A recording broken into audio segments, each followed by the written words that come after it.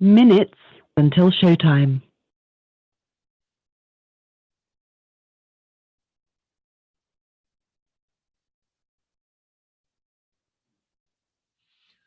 For those of you online, we'll be going live in what?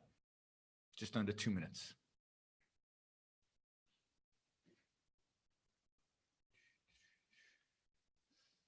Just under 2 minutes.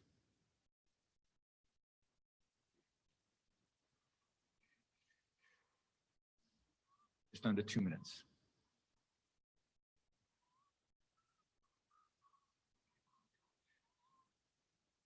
Just under 2 minutes.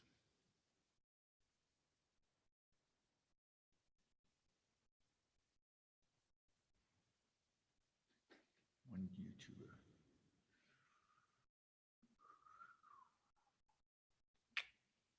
One minute until showtime.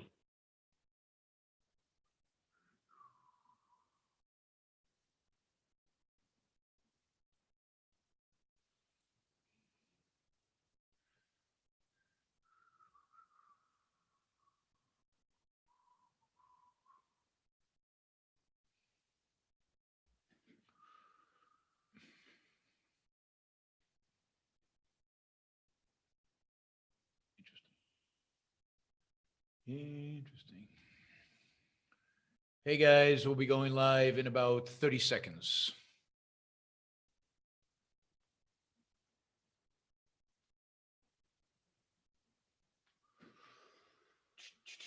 Slow day today. Nobody's showing up. All right. That's weird. Your show will go live in 5 seconds. 4, 3, 2, 1. Blog Talk Radio. There we go.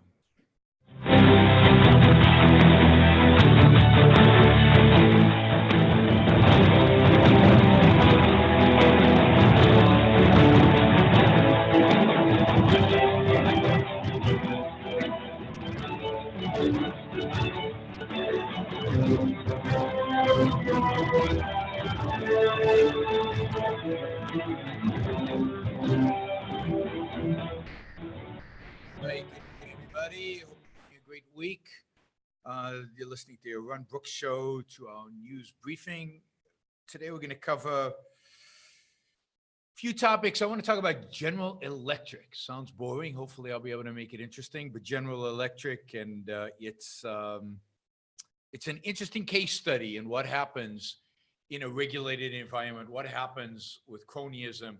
What happens to a great American company when it shifts from focusing on producing to focusing on manipulating politics.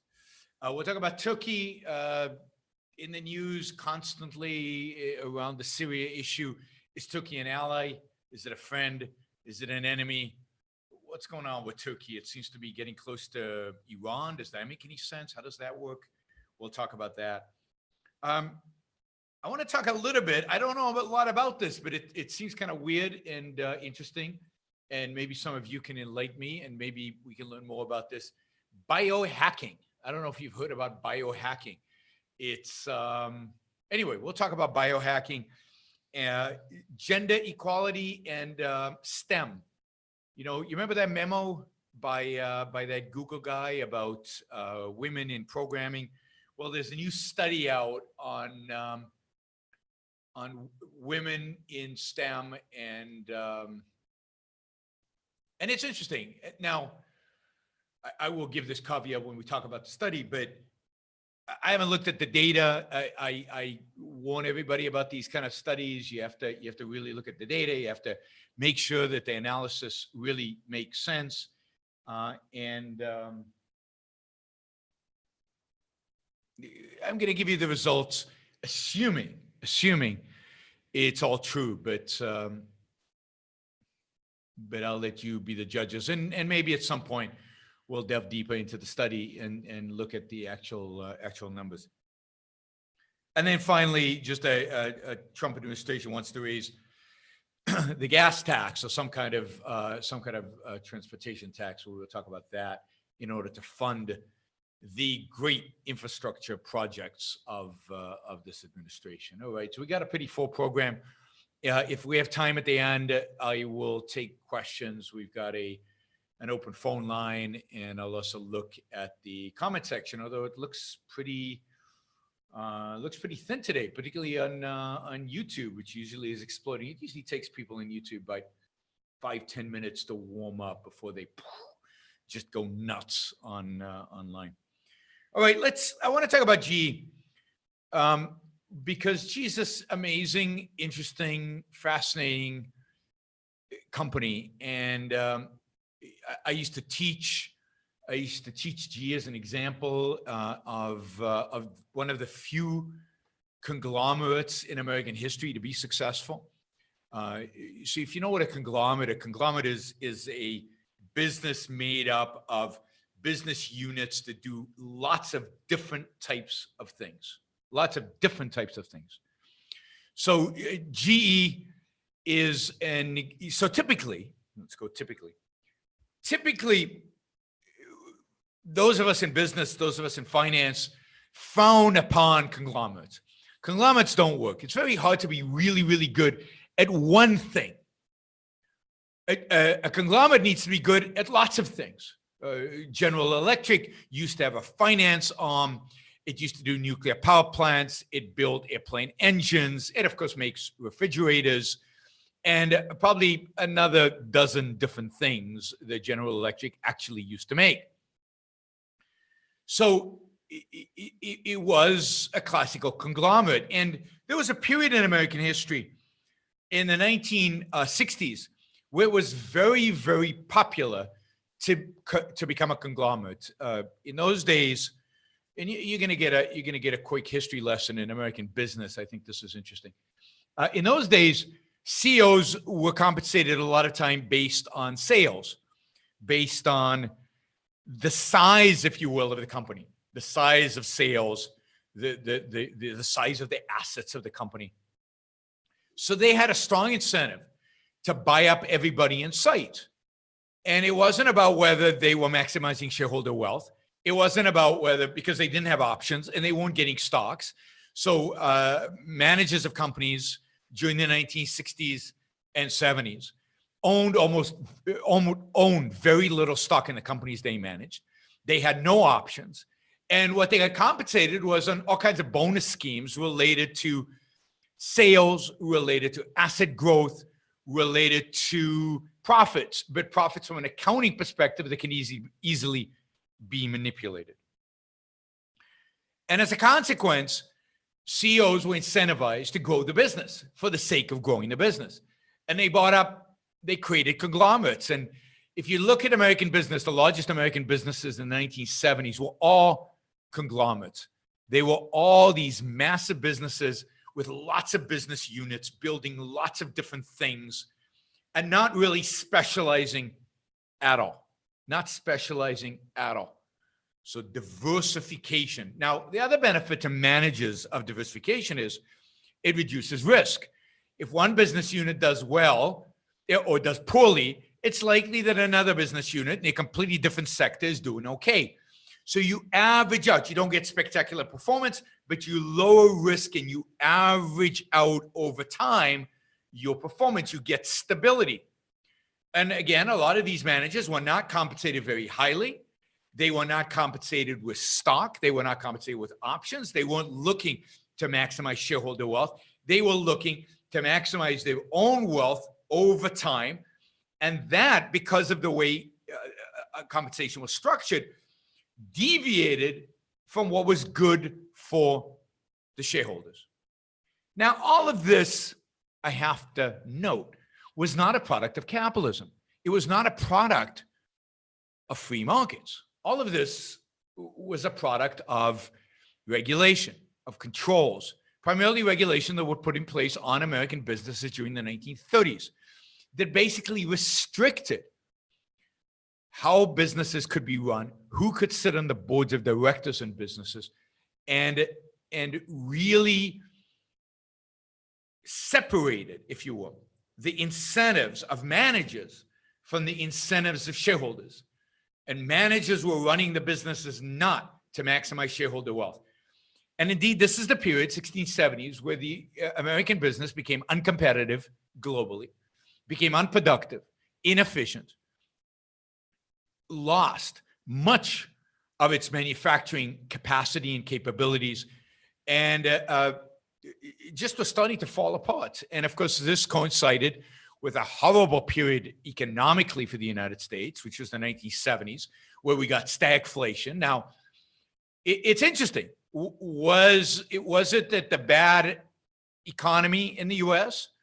caused bad companies, caused low profitability and low stock market returns, or was it the other way around? Well, I think they went together. I think bad economic policy certainly made things worse, but the fact is that these companies were not competitive globally either. You remember when the U.S. used to make televisions? No, most of you probably don't, because that was before the 1980s. When VCRs were made in America? No. And, in those days, the villain of international trade was Japan. And because American companies could not produce very effectively and very productively, all of that was taken over by the Japanese. Now, these conglomerates were inefficient, unproductive, and really destructive to American business and the American economy. And in the 1980s, primarily because of deregulation and because of the genius of Michael Milken and because of the genius or the willingness to take risk on behalf of many kind of financial entrepreneurs during the 1980s, called them hostile takeover artists. Many of these conglomerates were broken up because it turned out that they were worth more in pieces, because each piece, management could focus on just maximizing the profitability, shareholder value of that piece, rather than having to worry about all these other pieces. It takes a rare, genius is maybe too strong a word. It takes a rare talent to be able to run a large company. CEOs, good CEOs, are very, very, very rare. Right? So it takes a rare talent to be able to run one company focused on one thing, on one product well. To be able to manage a company that does 12 different products well is very, very unusual. We'll talk about the one, I think, managerial genius of the last 30, 40, 50 years who managed to pull it off. But that is very, very unusual. So usually what happens is that if you focus just on one thing, you're worth more than if you're part of this conglomerate. So what happened during the 1980s is all these conglomerates got split up, broken up. And as a consequence, we got the economy of the 1990s, which was a much leaner, much more efficient, much more productive, much more creative economy. We saw a massive shift of capital from less effective, less productive industries to much more efficient, much more productive industries.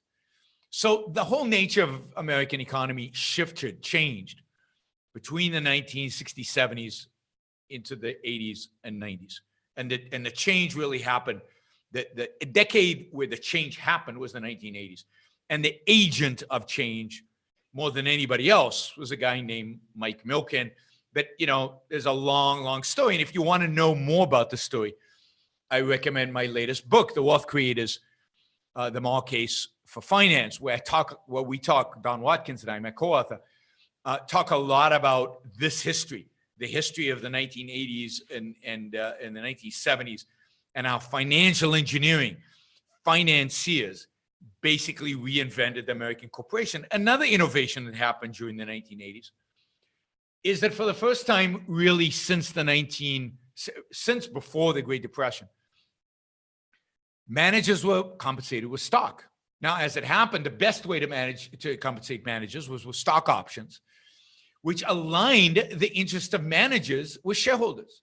So now managers were interested not in just maximizing the size of this firm, not in just growing it for the sake of growing it, not in manipulating accounting numbers, but in actually creating wealth.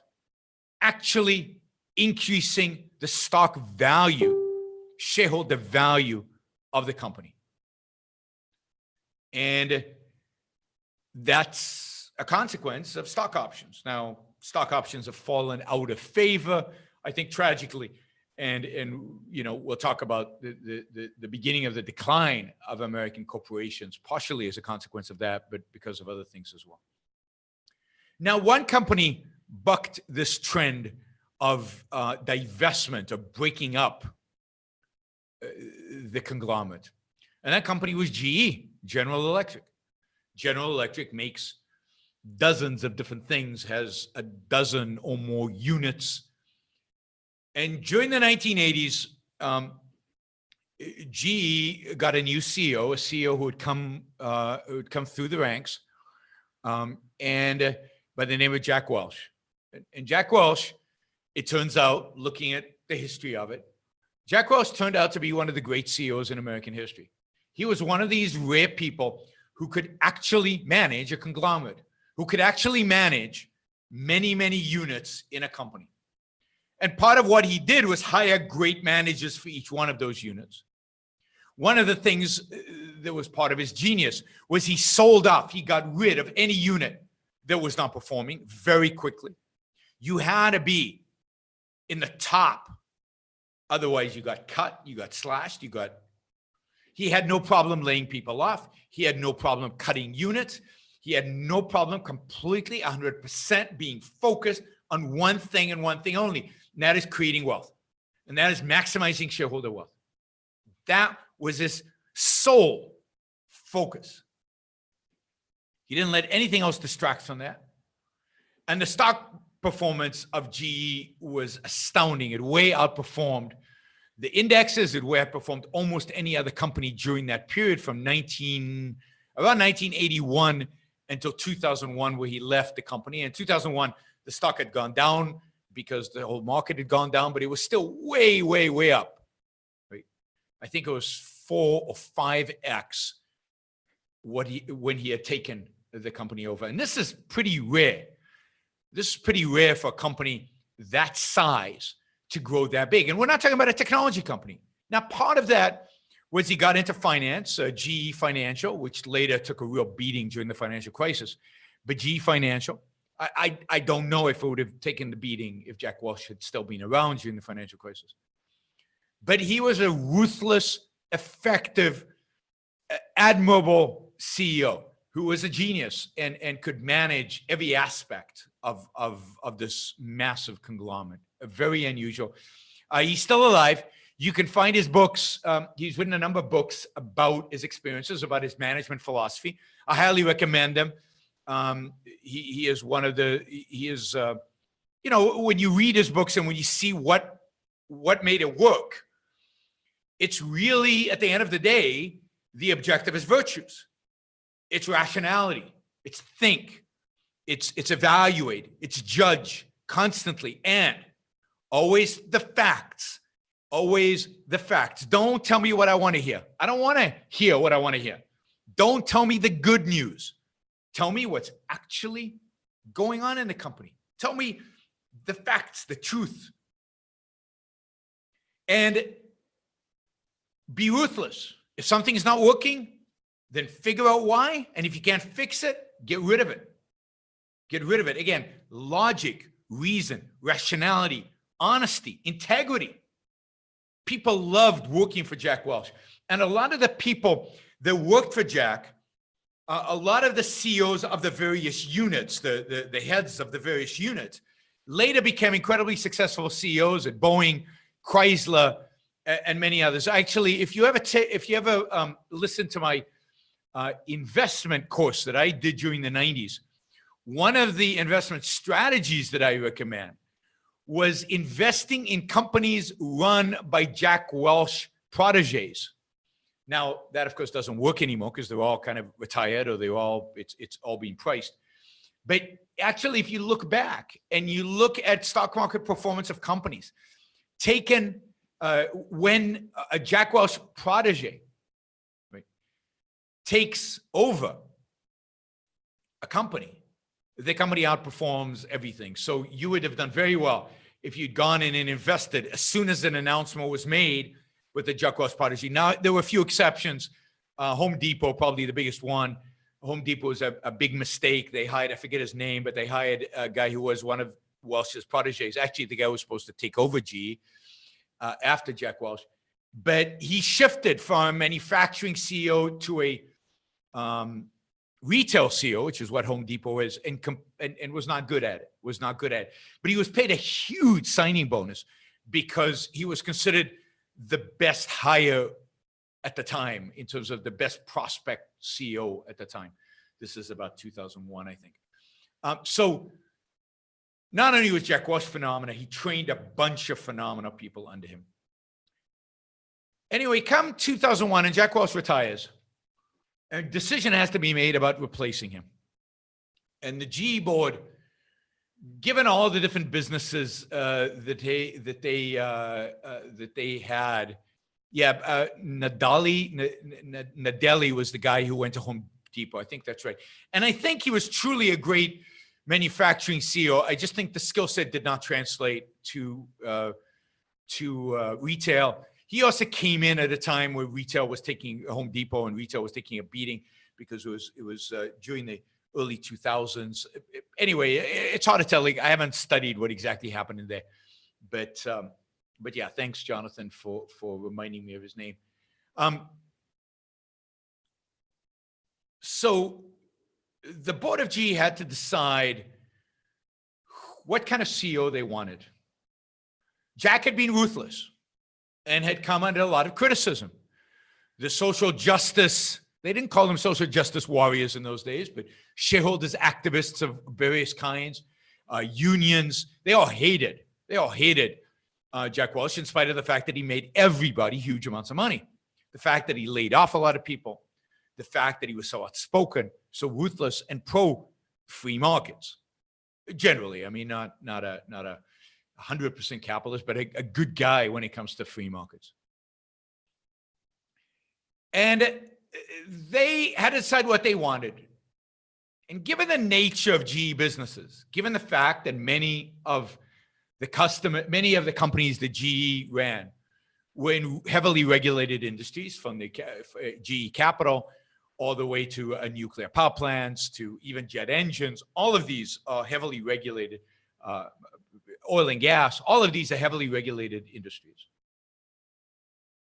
They decided to go with a CEO who wasn't the most ruthless, but was the most political, knew how to schmooze, knew how to get along with politicians, knew how to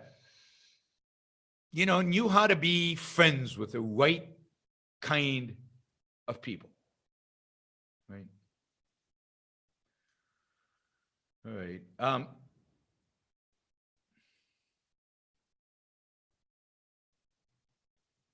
So, this is the choice they faced. You could hire a real CEO, or you could hire a schmoozer, a CEO. And I've long contended that one of the real unseen costs of regulation is the quality of the CEOs who today run American businesses.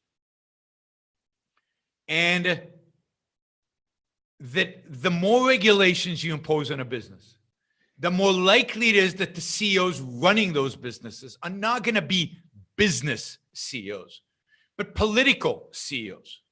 They're not going to be people who can run a business, maximize shareholder wealth, create wealth. They are going to be people who are good at manipulating the politics, of schmoozing with regulators. One of the things that you would note if you look back at history of Enron is that the CEO of Enron probably spent more time schmoozing with the Bushes in Texas and going to cocktail parties and gaining political allies than he did actually running the company. And of course, that's a company that went bankrupt, and he was accused of fraud and all kinds of other things. So it didn't help him. It hurt dramatically. And that's what happens. So what GE did in 2001 was elect Jeff Immelt as CEO. And I, from day one, said this was going to be a disaster. Immelt was not a Jack Welch. Immelt was a politician. Immelt was a schmoozer. Immelt was a compromiser. He loved Washington, D.C. more than he loved corporate headquarters. He was very friendly with the Bush administration. He was particularly friendly with the Obama administration. And, you know, he got GE. He made GE the politically correct company. He made it, you know, friendly to workers. He made it friendly to environmentalist causes. He tried to appease everybody. He was a nice guy. And today there was a story in the Wall Street Journal about the consequences. He left GE at the end of last year, and one of his protégés took over. And since then, the stock has tanked. But the fact is that since Immelt took over the company, the stock had been down. It had tanked, recovered a little bit, tanked again, slowly recovered, but basically treaded water in spite of a successful stock market during that period. So he did nothing as compared to Jack Welch's massive wealth creation. He did nothing. So Immelt was a complete financial disaster. And since he left, they're discovering that GE is in much worse shape than they thought. And the stock is tanking even further. And now federal regulators are actually looking at some shady accounting that might have been going on at GE. Now, you know, you never know with regulators, and you never know what they mean by shady accounting. But there's an article today in the Wall Street Journal, fascinating article, how Jeffrey Immelt's success theater masked the rot at GE. Now, here they focus primarily on his management style, which is quite interesting because he was the opposite of Welch. He was not ruthless. He was a get-along kind of guy. He was an optimist. So he always projected confidence, but never met the numbers he projected. Always stuck to them in spite of not meeting them. So reality was not his guide. He placed his wishes, he placed his whims above reality. And by the way, I think the board of GE should be fired to the man. I think they should all be fired. They should be sued for malpractice. Well, you can't sue them for malpractice, but shareholders should demand that every single one of the board members of GE be fired. Now, there's a reason why the GE board is so pathetic. It's because it's got so many what are called independent outside directors. You know, one of the things in corporate governance in the last 30 years was to bring in independent directors who are not beholden to the company, are not from the industry, don't have any expertise. Yeah. So bring in ignorant people to be on the board. And that's exactly what Jeff Immelt did. So you've got a bunch of people on the board of GE who shouldn't be on any board. You know, academics, maybe even politicians, people from industries that have no relationship to industries that GE is in, people who are ignorant about how to run a company like GE. Those are called independent outside directors. And corporate, the equivalent of social justice warriors in the corporate world, love these kind of things. They love these kind of directors. If you listen to the show I did about corporate social responsibility, you should listen to that show. I talk a lot about these issues with the board of directors. I talk about the famous letter written by T.J. Rogers to the nuns who demanded that he put women on the board.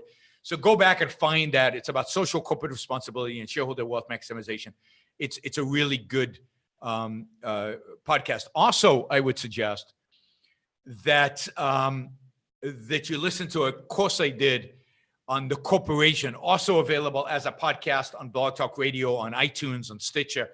It's the corporation. I think it's in 4 or 5 parts, maybe 4 parts, about an hour each. It just lays out my views on corporations, on the corporate entity, on the history of corporations. It gets into a lot of this kind of stuff. So Jeff Immelt, his management style was exactly the opposite of Welch's: unfocused on reality, unfocused on truth, unfocused on results, placing wishes above reality, and the fact that he wasn't called on it. He managed this company for 16 years, and he wasn't called on it because he was the man in Washington. You know, Washington loved him. Obama loved him. Bush administration loved him. So it's truly pathetic. You know, somebody's asking, why didn't Jack Welch choose a successor. He wasn't allowed to. The board wouldn't allow him. He would have not chosen Immelt. It's obvious he would have not. I think he said so. But the board makes that kind of decision. It's not you who necessarily makes that kind of decision. I think he had another candidate in mind. Okay. Now somebody's accusing me of too much ass kissing of CEOs. I am a huge admirer of CEOs. And look, you can argue that, oh, the rest of their lives, the messes in the rest of their lives. Really? You know that, and you can evaluate that? Plus, these are the geniuses. These are the hardworking, amazing people that keep the American economy going, that all of us are benefiting from. Without CEOs, without successful CEOs at these large corporations, right? Where would the American economy be? Where would your job be? Where would all the fun things that you like to buy be? What would your cost of living? What would your standard of living be? I mean, I have massive respect. These are hardworking, incredibly productive, wealth-creating individuals. And they get so much satisfaction, or at least could get so much satisfaction, if they weren't taught to feel guilty that they are some of the happiest people in the world, to claim that they are messed up in the rest of their lives. I mean, what, because they get divorced or whatever? I don't know. You don't know that?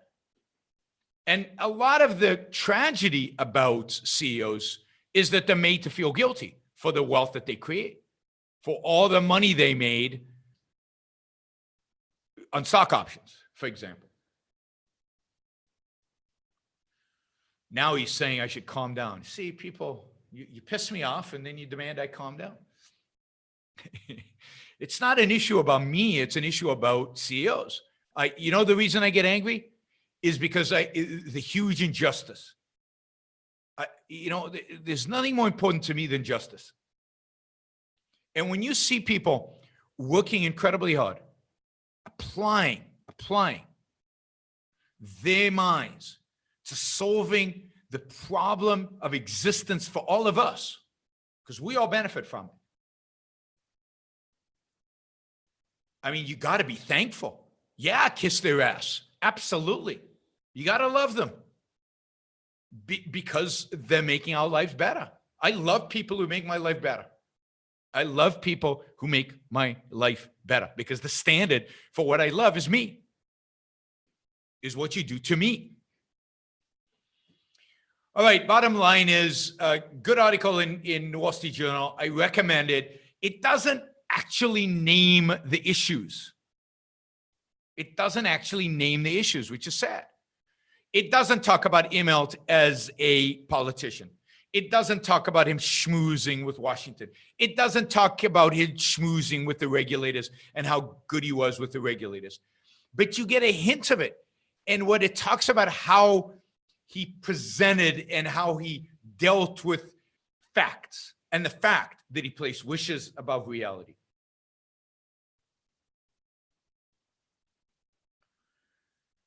All right, people asking, the issue isn't their virtue in their work. The issue is, do you judge someone just in one area of life? Well, you certainly judge them in the one area of life that is most important in their career. And second, I don't know about their personal lives. So I don't judge them based on their personal life. I judge them based on what I know. And I judged it, I think it was productiveness is such an important virtue that if somebody is incredibly productive, they get huge benefit of doubt about everything else from me. So absolutely, if somebody is an incredibly productive person, then if they're screwing up the rest of their life, then I want to go in and help them fix it, because they as a human being are an incredible value to me.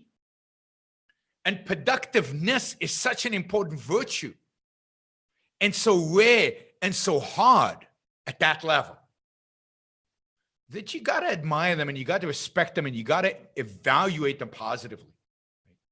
I mean, so, business is, I love business. I love business leaders. I love productive people in every realm of life. And if I can see, and even if I can't see, but if I know that they're creating value for me, wow, that I love it. Anyway, in the article they talk about the fact that Immelt was a polished presenter who held court. Anybody who holds court is suspect. But again, that placed whims above reality. That always, what did he say? He set unreachable financial target. Placed bad bets on markets. The fact that I call it bets, made poor decisions and didn't change, didn't adapt. Right? Didn't adapt. All right. Brian mentions that there's plenty of mediocrity out there. Yeah, I mean, there is, unfortunately.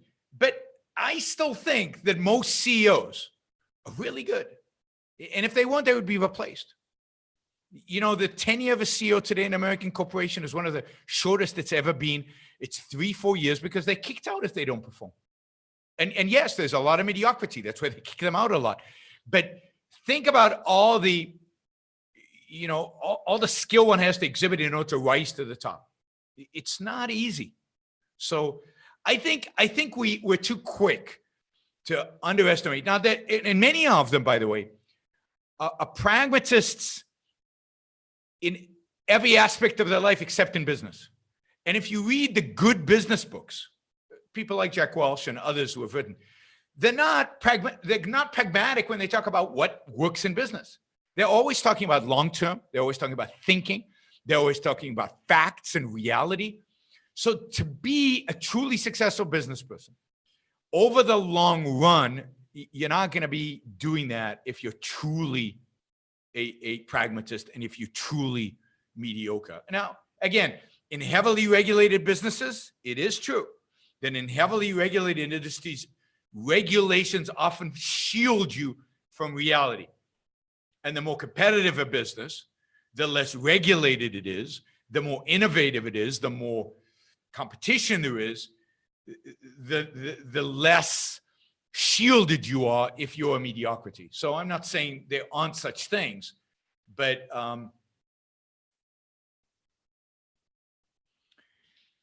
again, if you see somebody successful, value that success and appreciate that success. That's not an issue of generalization. If somebody's created the kind of wealth that Welch has, or the kind of products that a Steve Jobs has, and generally, again, here's a generalization. What can I do?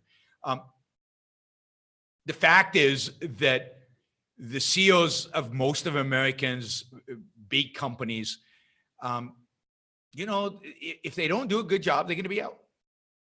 And to the extent that they're out, yeah, they're mediocrities. So I respect people who take on those jobs. I respect the hard work that's put into it.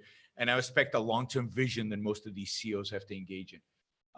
And you're talking about biotech companies, you're talking about technology companies, you're talking about a wide array of companies. And yes, they're mediocrities and pragmatists. They always are. They usually get weeded out. But the fact is there's a huge shortage in good CEOs. Huge shortage in good CEOs. Jennifer asks, is that what Mitt Romney did, buy failing companies and fix them? Partially. Private equity does some of that. It also buys companies and just makes them more efficient. It might buy companies from families who maybe not focus so much on the bottom line, but have run a family business for a long time.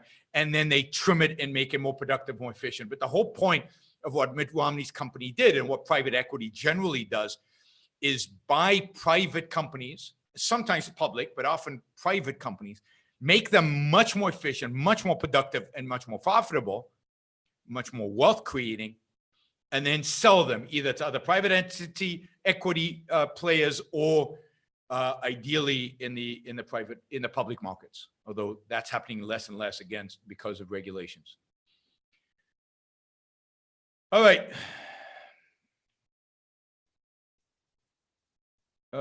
Let's we're gonna shift topics here. If you're interested in this, I mean, we'll be doing management and business type stuff once in a while. I just find it interesting. I've got a background, obviously, in finance.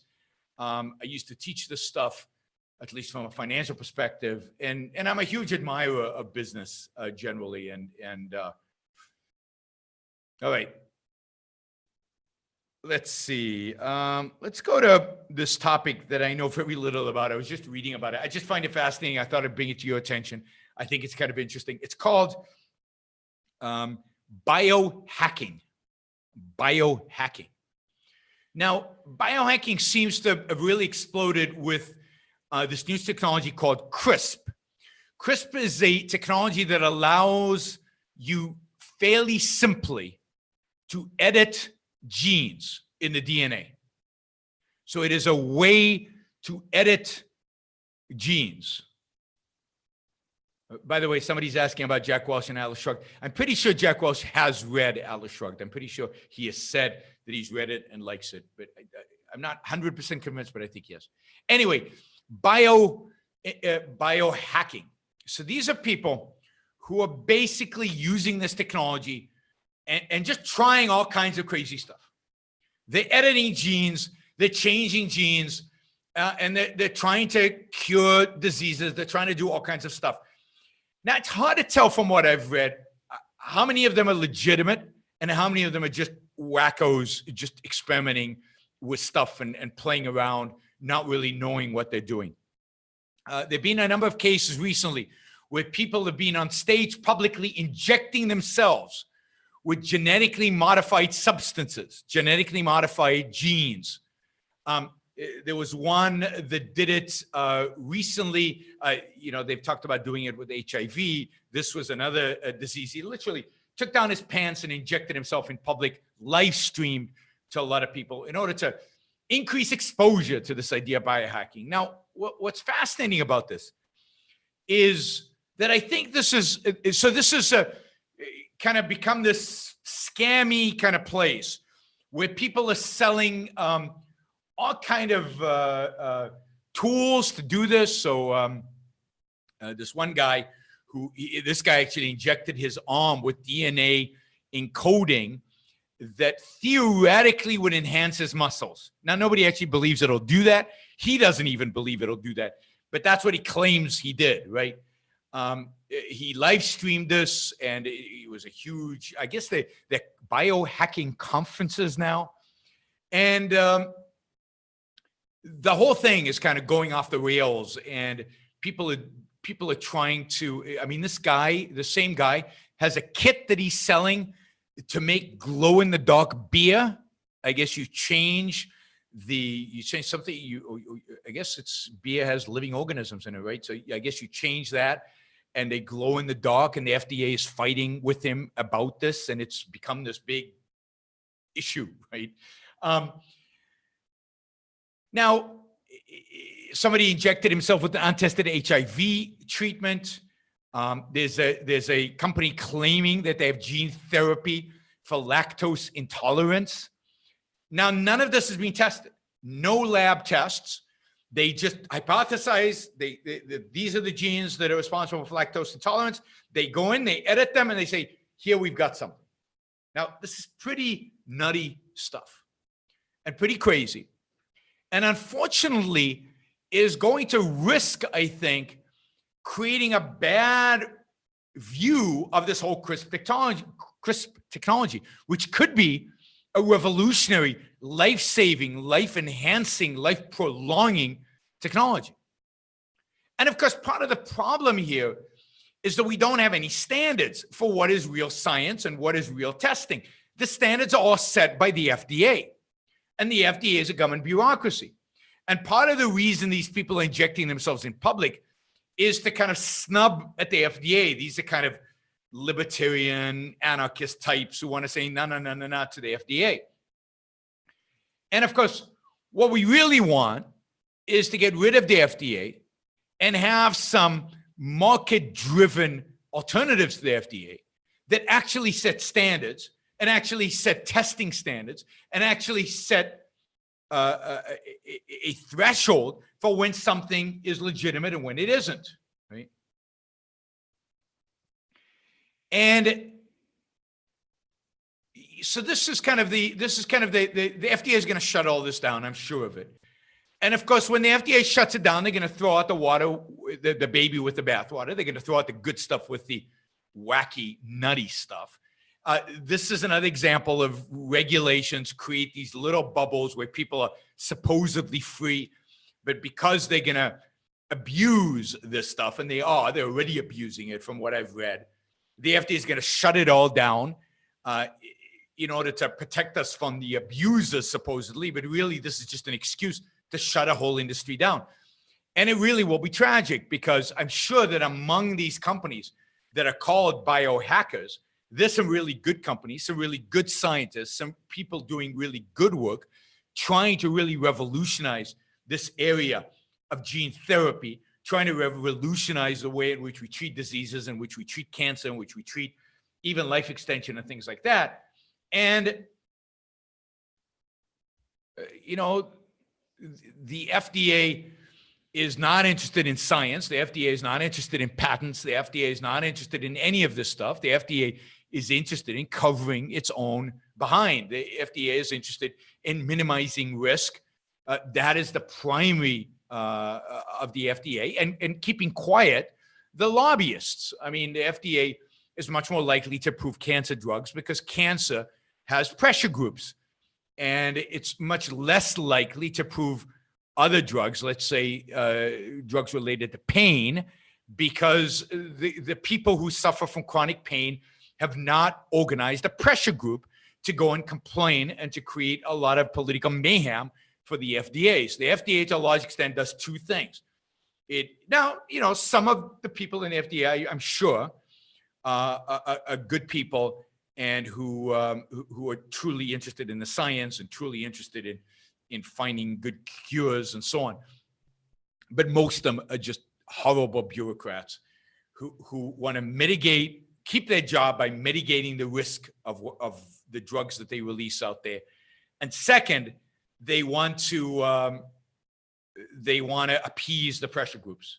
They want to appease the political pressure. Now, somebody online is saying cancer drugs don't work. I mean, that's just blatantly not true. Cancer drugs don't work all the time. Cancer drugs don't work on all cancers, but mortality from cancer has gone way down because of the cancer drugs that exist out there. Survival rates from cancer are going way up, and they're going to accelerate in the future. There's a lot of good stuff coming down the pipeline in terms of cancer, but there's already a lot of stuff out there in terms of cancer. So I've researched cancer drugs, and it's just not true that they don't work. Some treatments work, some treatments don't. Some treatments work on some cancers and don't work on other cancers. But if you look at the overall statistics, since we've started treating cancer with these drugs, people are living longer and living significantly longer because of these treatments. Now, we're still far off from curing cancer, but there's a lot of interesting drugs in the pipeline.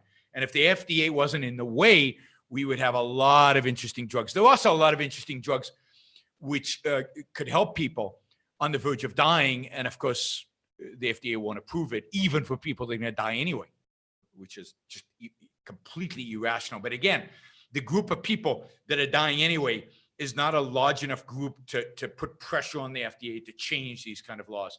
This is all pressure group politics. This is what happens when you have an FDA type of thing. Right? All right.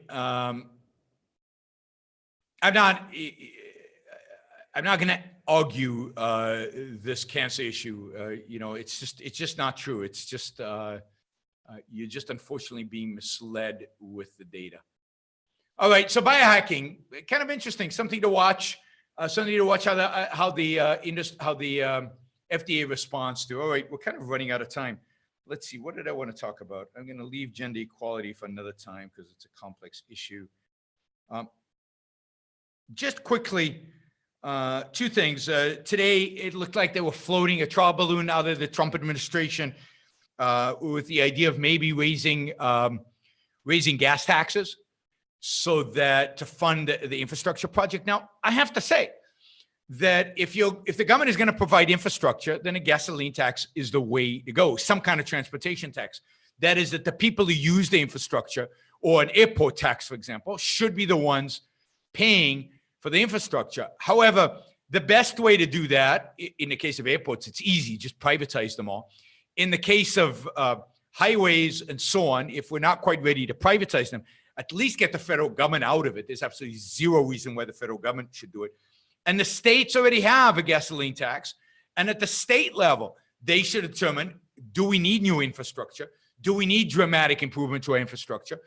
And then propose an increase in taxes based on that, on gasoline taxes. But even if you do that, I would still hope that they would cut spending somewhere else, cut taxes somewhere else to mitigate the negative impact. But ain't gonna happen. This is all just, I mean, the fact that Trump would propose this after supposedly cutting taxes, why not cut spending? What a revolutionary thought. How about shrinking government? That would really drain the swamp, if you want to drain the swamp. But of course, this administration has no intention, no incentive to drain the swamp, no interest in draining the swamp. They are the swamp. All right, finally, quickly on Turkey. We talked a lot about Syria. Again, I don't believe the U.S. should intervene in Syria. I don't think we have any business there. I think we should let the Israelis have free hand to do what they need to do in order to protect themselves from what's going on in Syria. But I would note that Turkey is a member of NATO, as is the United States. And yet Turkey is attacking U.S. allies, the Kurds in Syria. Turkey is also seems to be aligning itself with Iran. Now, up until 2-3 years ago, Turkey viewed Iran as a mortal enemy. Turkey is Sunni, Iran is Shiite. Turkey was aligned with the Muslim Brotherhood, aligned with the so-called Arab Spring. Quick history of Turkey. We got 2 minutes for history of Turkey. After World War I, Turkey used to be a caliphate, used to be the Islamist caliphate. And it lost World War I. It sided with Germany. It could have stayed neutral. It could have stayed out of the war, and it decided to side with Germany. It lost the war. Its territories were occupied by the British and French and the Allied forces. And as a consequence, the Ottoman Empire was broken up. And there was a rebellion against the leadership in Turkey by a military officer by the name of Ataturk. And Ataturk basically took over Turkey and became the authoritarian ruler of Turkey in, I can't remember, I think it was 1920, just after World War I, maybe 20, maybe 19, maybe 21, that area. Ataturk went then on to basically cleanse Turkey from its Islamist past. So he basically killed all the leading clerics, all the leading Islamic clerics. He basically banned wearing burqas or even headscarves in public in the capital of Turkey. And he completely established a separation of church and state and determined that in the constitution of Turkey, it said that if a government rose in Turkey that threatened the separation of church, Islam, and state, the military should overthrow the government and establish military rule. So the military was charged with protecting the secular nature of the Turkish state. Now, about 15 years ago, 16 years ago, a guy named Erdogan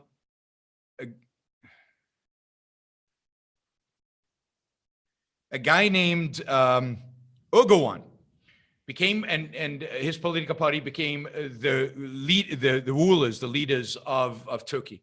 Erdogan was a closet, or not so closet, Islamist, a believer in Islam playing a role in the politics of Turkey and the politics of the world. And he has, over the last 20 years, 15, 20 years, slowly eliminated the separation of state from church. He has slowly taken over more and more centralized control over the state of Turkey. He has neutered the role of the military. He has neutered the role of the Supreme Court in Turkey, which used to be secular.